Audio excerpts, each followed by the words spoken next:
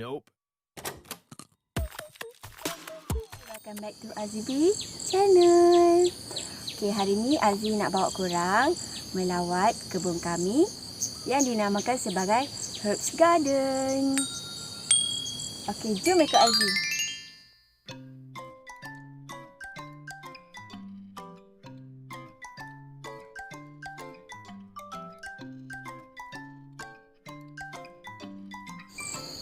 Inilah yang dinamakan sebagai pokok cincau hitam. Pokok cincau hitam ini tergolong dalam keluarga pudina. Ianya sangat senang tumbuh di mana kita boleh patahkan batangnya dan apabila kita cucuk pada tanah, ia akan mengeluarkan akar. Pokok ini tumbuh secara menjala. Cara bagaimana orang buat cincau hitam ialah dengan mengambil batang dan daunnya, kemudian proses untuk mendapatkan ekstrak patinya. Dan dari situ, kita boleh menghasilkan agar-agar atau jeli cincau yang boleh dibuat air cincau. Okey, bunga dan pokok cincau hitam ini sangat digemari oleh kelulut atau ejen-ejen pendebungaan seperti lebah dan juga serangga-serangga yang lain.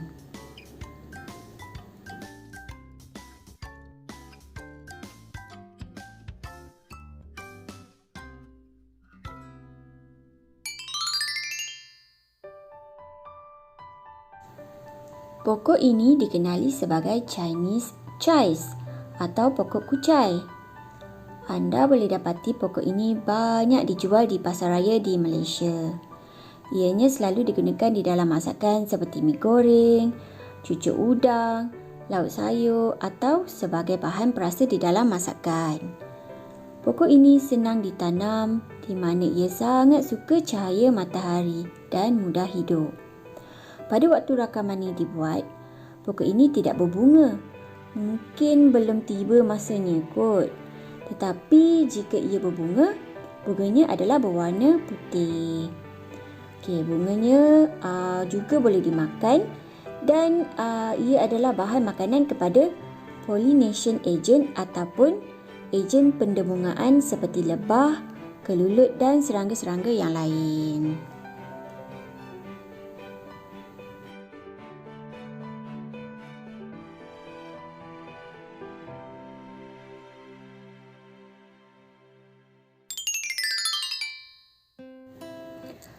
Pokok ini pula ialah sejenis pokok kucai juga. Tetapi, pokok ini agak sukar dijumpai di pasaraya kerana ianya jarang digunakan di dalam masakan. Kalau anda nak cari pokok ini, anda boleh cuba cari di kedai nursery atau kedai yang menjual anak pokok. Lain pula dengan kucai yang Aziz ceritakan tadi, pokok kucai ini tidak tahan dengan cahaya matahari yang terik. Ia perlu tumbuh di tempat yang redup. Okey, beza yang lain pula, kalau anda lihat pada daunnya, ianya lebih lebar dan terlipat dua. Bunga kucai ini juga berwarna putih dan bentuknya seakan sama dengan bunga kucai yang tadi. Tetapi saiznya lebih besar. Bunganya juga boleh dimakan dan bau pokok kucai ini adalah lebih kurang dengan bau pokok kucai yang Aziz ceritakan sebelum ini.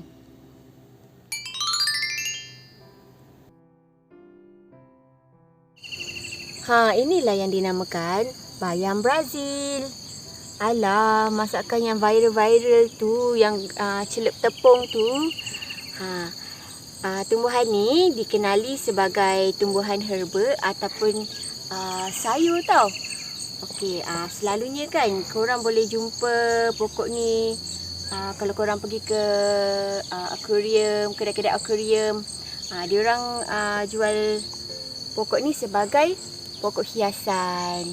Okey. Cara dia kalau korang nak ambil, korang just potong kat sini je, nanti dia akan tumbuh semula. Ataupun kalau korang beli siap dengan akar, korang boleh potong dan akar tu korang tanam.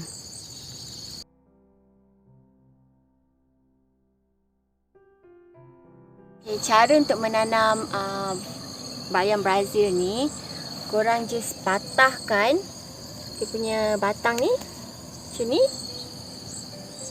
Lepas tu korang cucuk je dalam tanah. Nanti akar dia akan tumbuh.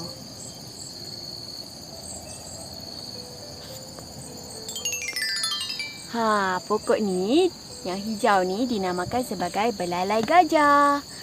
Okey, bukan yang merah ni tau, yang hijau ni. Okey, pokok ni digunakan untuk ubat tradisional tau. Dan untuk merawat sakit darah tinggi dan kencing manis.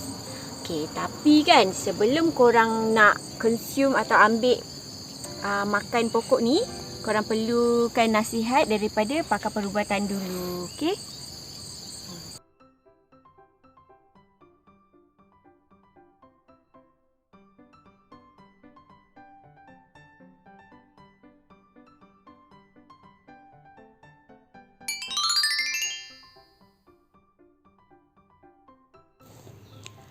Pokok ini dinamakan sebagai Mexican tarragon. Ia mempunyai khasiat untuk membantu sesiapa yang suka untuk tidur dan boleh juga membantu meningkatkan selera makan. Ia selalunya dijadikan sebagai air teh minuman, bahan untuk memerap daging dan ikan atau sebagai salad di dalam masakan. Bunganya ini sangat digemari oleh kelulut. Disebabkan warna bunganya yang agak menyerlah, ia adalah bunga yang bagus untuk menarik burung dan serangga-serangga datang ke dalam kebun kita.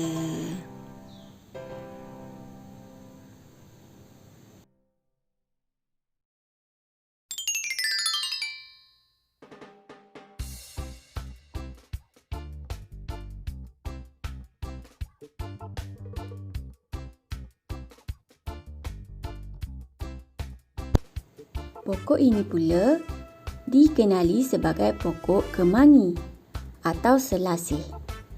Nama Inggerisnya pula dikenali sebagai lemon basil. Daunnya digunakan sebagai bahan perasa dalam masakan dan juga digunakan sebagai ulam.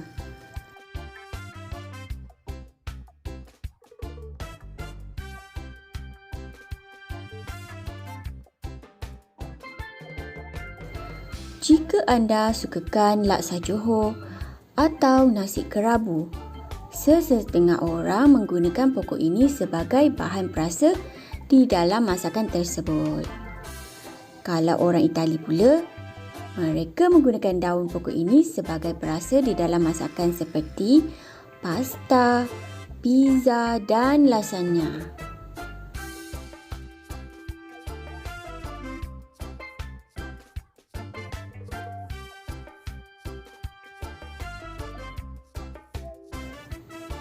Bunganya sangat digemari oleh kelulut. Okey, kalau anda perasan, bunganya yang keren ini di dalamnya mempunyai banyak biji benih. Jadi, anda boleh ambil biji benihnya untuk menanam pokok baru.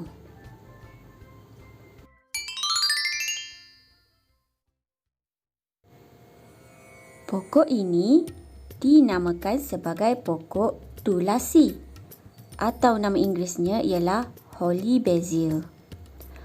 Pokok ini adalah pokok herba yang sangat digemari oleh masyarakat India, di mana di negara India ianya banyak digunakan di dalam masakan mereka. Pada mereka, pokok ini dianggap sebagai pokok yang suci. Sebab itu jugalah namanya dipanggil sebagai holy basil. Kerana bagi mereka, pokok ini mempunyai banyak jenis khasiat untuk merawat pelbagai jenis penyakit. Mereka yang memakan herba ini dikatakan mempunyai tahap kesihatan yang tinggi. Kalau kita tengok bunganya pula, Jika dibandingkan dengan pokok dalam keluarga selasih yang lain, ia lebih kecil saiznya.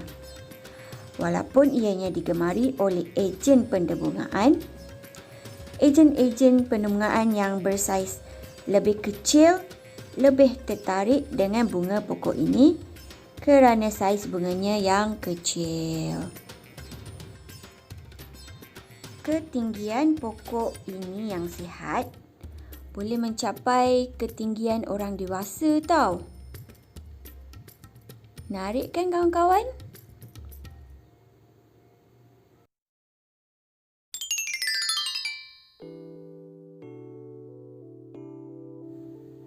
Pokok ini dikenali sebagai pokok misai kucing. Kenapa ianya dikenali sebagai misai kucing? Jika anda lihat pada bunganya, bentuknya seakan-akan misai kucing. Pokok ini banyak digunakan di dalam perubatan tradisional sebagai ubat untuk merawat kencing manis, darah tinggi dan untuk melancarkan darah di dalam badan. Pastikan anda mendapat nasihat pakar perubatan dahulu sebelum anda mengambil tubuhan ini sebagai rawatan. Jika pokok yang sihat, ia juga boleh mencapai ketinggian seperti orang dewasa.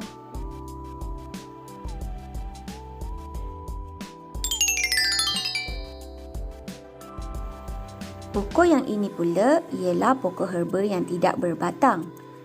Juga dikenali sebagai pokok cekur atau kencur. Pokok ini banyak digunakan di kalangan orang Asia sebagai bahan perasa di dalam masakan gulai, masakan ikan, daging, ayam dan juga dibuat salad.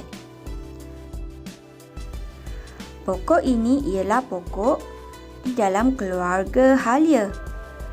Kebanyakan pokok halia tidak boleh terdedah dengan cahaya matahari yang banyak. Boleh dikatakan hampir semua pokok yang di dalam keluarga halia memerlukan tempat teduh untuk hidup dengan segar.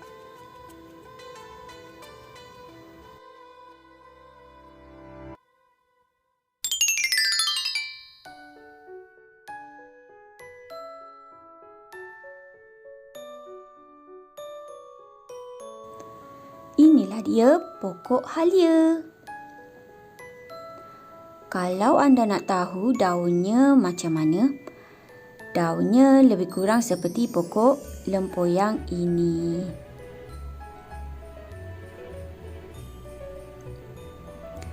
Seperti yang anda lihat, pokok halia ini tidak berbatang dan berdaun kerana kami baru sahaja potong daun dan batangnya semasa proses pembersihan kawasan hari itu.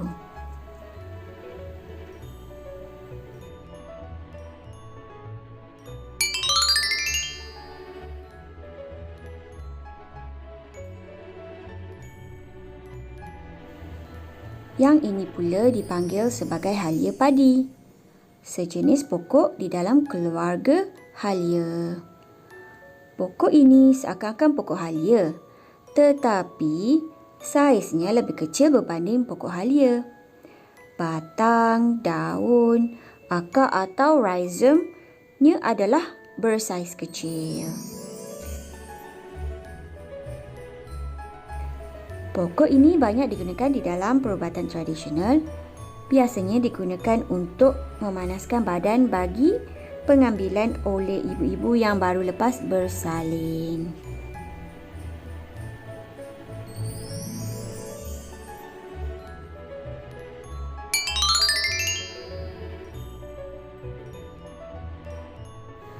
Pokok ini dikenali sebagai halia bara, di mana ianya juga tergolong di dalam keluarga halia. Saiznya lebih kecil sedikit daripada halia yang biasa tu, tetapi lebih besar sedikit daripada halia padi tadi. Jika anda lihat pada rhizomnya, kenapa ia dipanggil sebagai halia bara? kerana rhizomnya berwarna kemerah-merahan seperti bara api.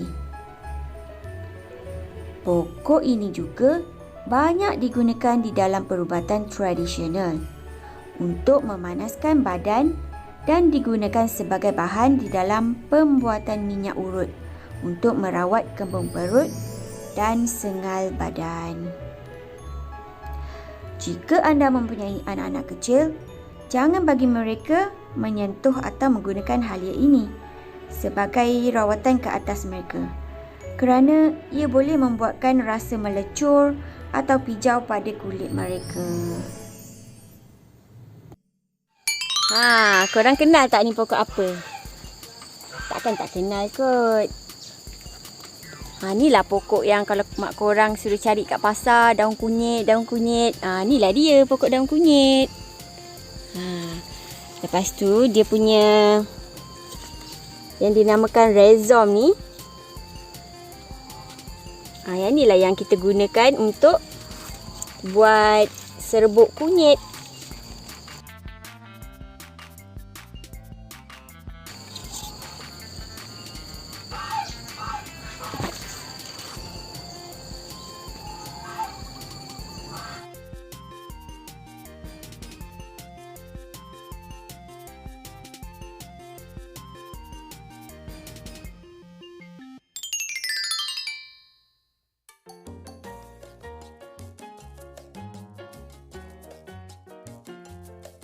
Ini adalah pokok lempoyang. Pokok lempoyang ini mempunyai bentuk akar, batang dan daun serta bunga seperti pokok halia. Saiznya juga lebih kurang sama. Cuma yang membezakannya ialah rhizomnya mempunyai aroma yang berbeza dengan halia. Biasanya pokok lempoyang ini digunakan di dalam perubatan tradisional. Ada juga individu-individu yang menggunakan bahagian rhizomnya untuk dijadikan bahan penambah selera untuk mereka yang mempunyai selera yang kurang.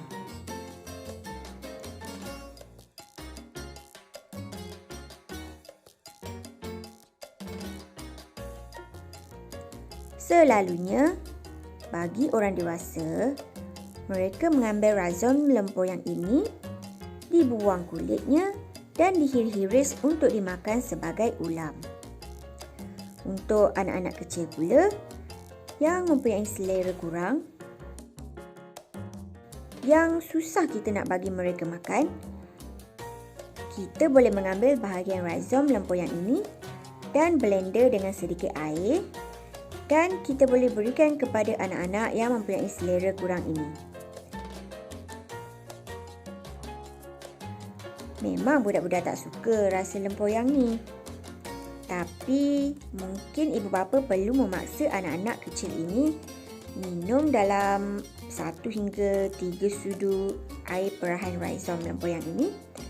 Selepas diberi air ini, mereka akan mula rasa selera dan selera mereka akan meningkat.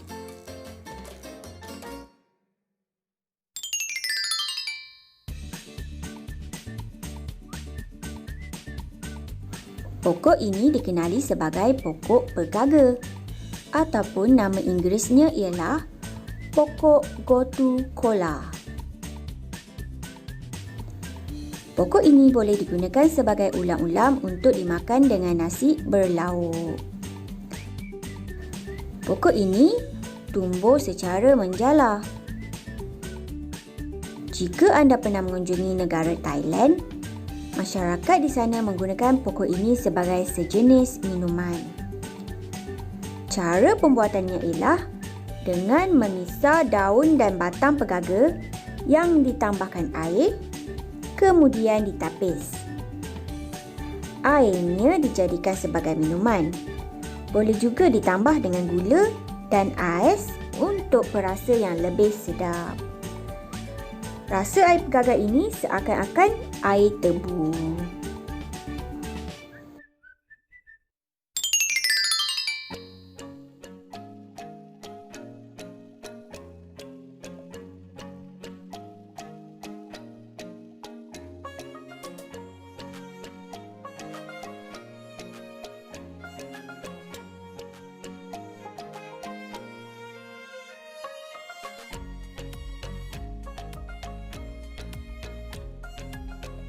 Ini pula adalah pokok oregano.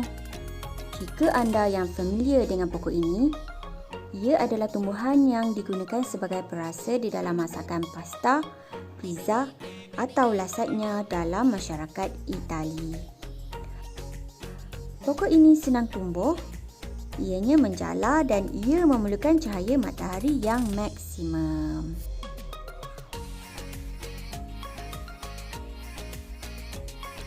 Jika anda lihat yang ini pula, pokok ini dinamakan sebagai urban oregano.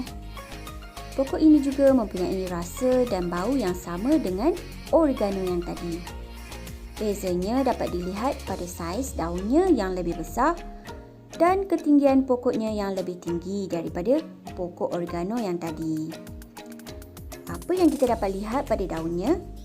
Ia mempunyai line atau corak putih di sekeliling daunnya kerana variasi yang berbeza dengan pokok oregano yang asal, di mana semua daunnya berwarna hijau tanpa ada corak berwarna putih. Pokok ini sangat senang tumbuh. Anda boleh patahkan batangnya dan cucuk di dalam tanah dan ia akan tumbuh akar dan jadi pokok yang baru. Daunnya sesuai digunakan untuk memasak masakan gulai ayam atau daging untuk menambah perisa di dalam masakan.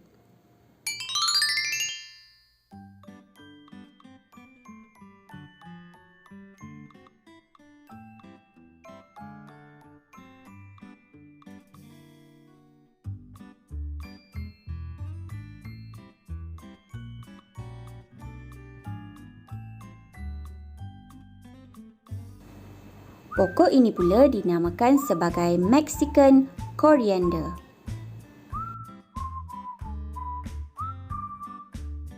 Ianya mempunyai rasa dan aroma seakan-akan pokok ketumbar yang bentuknya seperti pokok daun sup.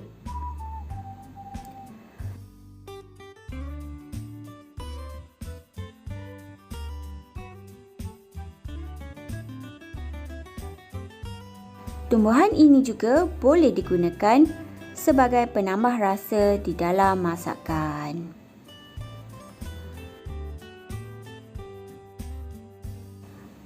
Pokok ini sangat dominan di mana ianya mudah tumbuh bersepah-sepah di dalam halaman anda.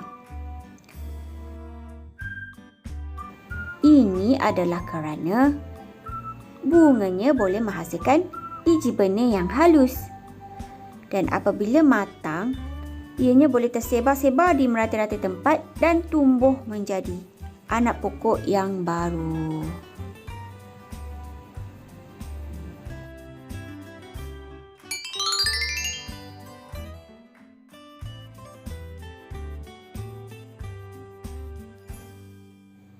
Sampai di sini saja vlog Herbs Garden yang terdapat di tanah family Azzi.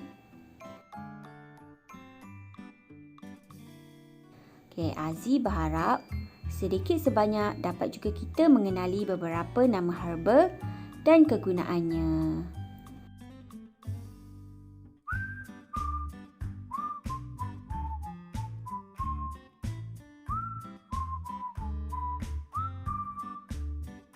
Banyak lagi sebenarnya pokok-pokok herba yang lain.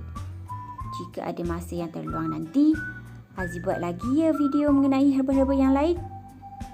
Jangan lupa jaga diri dan kesihatan. Semoga kita berjumpa lagi di video Azzi yang akan datang. Bye-bye.